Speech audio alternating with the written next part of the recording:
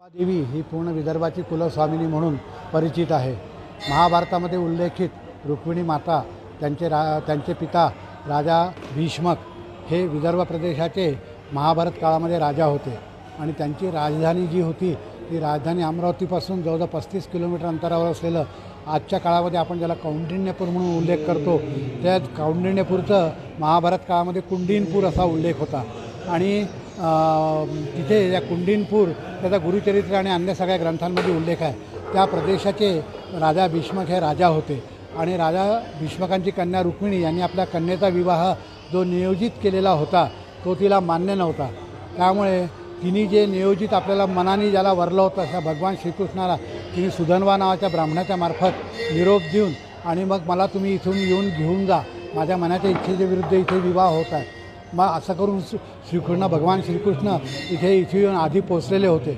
माता रुक्मिणी वडिलांची इच्छा पूर्ण करण्यासाठी म्हणून इथे आपल्या या कुलदेवतेच्या दर्शनाला म्हणून इथे आली आणि इथे पूर्वनियोजित ठरलेल्याप्रमाणे भगवान श्रीकृष्ण इथे पोचलेले होते आणि त्यांनी या अंबा मातेच्या साक्षीने इथे रुक्मिणीचा विवाह संपन्न केला, रुक्मिणीचं पाणीग्रहण केलं आणि नंतर इथून पुढे द्वारकेला त्यांनी प्रस्थान केलं आणि मग अशा सगळ्याच्यामध्ये तेव्हापासून ही अंबादेवी जी आहे ही संपूर्ण विदर्भाची कुलस्वामिनी म्हणून ओळखल्या जाते।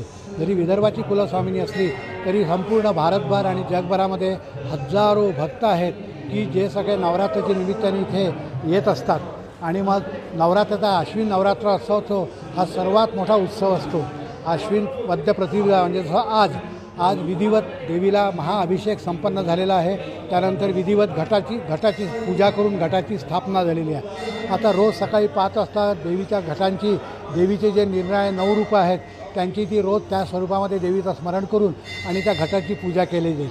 रोज सकाळ दुपार संध्याकाळ सप्तशतीचे पाठ होतात आणि त्याची परिणिती जी आहे ती नवमीला म्हणजे येत्या शुक्रवारी 11 तारखेला नवचंडी यज्ञाने त्याची परिणिती संपूर्ण पूर्णाहुतीने संपन्न होईल, नवचंडी योग। आणि जी शेकडो वर्षांची परंपरा आणखीन आहे त्याप्रमाणे विजयादशमीच्या दिवशी दुपारी 4 वाजता श्री अंबा माता चांदीच्या पालखीमध्ये बसून आपली भगिनी एकविरा माता हिलासुद्धा आपल्याबरोबर घेऊन आणि मग सीमोल्लंघनासाठी प्रस्थान करते।